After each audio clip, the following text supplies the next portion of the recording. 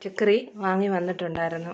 അപ്പം അതിൽ നിന്ന് നമ്മൾ അവിയലിന് വേണ്ടി കഷ്ണങ്ങൾ വറക്കുവാണ്. വെള്ളരിക്ക മാത്രമില്ല, അപ്പം ബാക്കിയുള്ള കഷ്ണങ്ങൾ വെച്ചിട്ട് നല്ലൊരു അവിയലുണ്ടാക്കാം. ചെത്തി വൃത്തിയാക്കി എടുത്തിട്ടുണ്ട്. 1 ഇഞ്ച് കനത്തിലാണ് അവിയലിന് വേണ്ടി നമ്മൾ എടുത്തിരിക്കുന്നത്.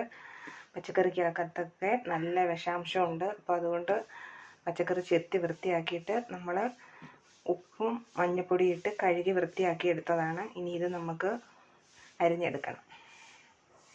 വെക്കുന്ന പാത്രത്തിലേക്ക് കുറച്ച് ഉപ്പും മഞ്ഞൾപ്പൊടിയും കുറച്ച് മുളക് പൊടിയും നമ്മൾ ഇട്ട് കൊടുത്തിട്ടുണ്ട്. ഇനി അരിഞ്ഞ് വെച്ചിരിക്കുന്ന പച്ചക്കറിയും കുറച്ച് വെളിച്ചെണ്ണയും കൂടി ഒഴിച്ച് അരമണിക്കൂർ പുരട്ടി വെക്കണം, അടച്ചു വെക്കണം.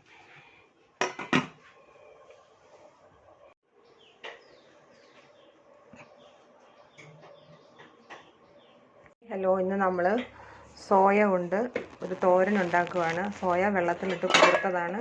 ഇത് മിക്സിയുടെ ജാറിലേക്കിട്ട് ഒന്ന് കറക്കിയെടുക്കാം. പൊടിച്ചെടുത്ത സോയ നമുക്കൊരു പാത്രത്തിലേക്ക് ഇട്ട് കൊടുക്കാം. ഉപ്പ് ചേർത്തൊന്ന് വിരവി വെക്കാം. കുറച്ച് വെള്ളമൊഴിച്ച് വേവിക്കാൻ പോവാണ്. ഇട്ട് കുതിർത്തിട്ട് നല്ലോണം പിഴിഞ്ഞിട്ടാണ് മിക്സിയുടെ ജാറിലേക്ക് ഇട്ടത്. ഏറ്റവും നല്ല ഉത്തമമായ ഒരു ആഹാരമാണ് സോയ. ഇതിലേക്ക് കുറച്ച് ക്യാരറ്റും കൂടെ ഞാൻ അരിഞ്ഞു കൊടുത്തിട്ടുണ്ടായിരുന്നു.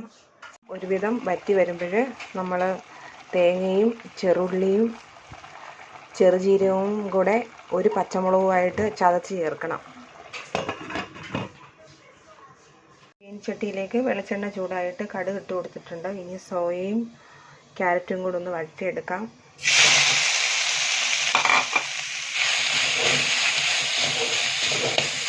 പച്ചമുളകും കൂടെ ഇട്ട് കൊടുക്കാം.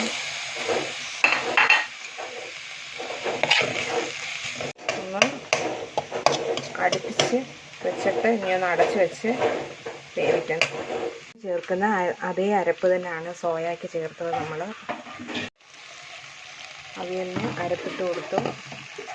അവിയലിൻ്റെ കഷ്ണം ഒത്തിരി വെന്തുടയാൻ പാടില്ല. അവിയലിന് പച്ച വെളിച്ചെണ്ണ ഒഴിച്ചു കൊടുക്കണം, കുറച്ച് നല്ലോണം ഒഴിച്ചു കൊടുക്കണം. നമ്മുടെ സോയ തോരനും അവിയലും റെഡി ആയിട്ടുണ്ട്. നമ്മുടെ സോയ തോരനും അവിയലും ഇഷ്ടപ്പെട്ടാൽ ലൈക്ക് ചെയ്യാനും ഷെയർ ചെയ്യാനും ചാനൽ ഫോളോ ചെയ്യാനും മറക്കരുത്.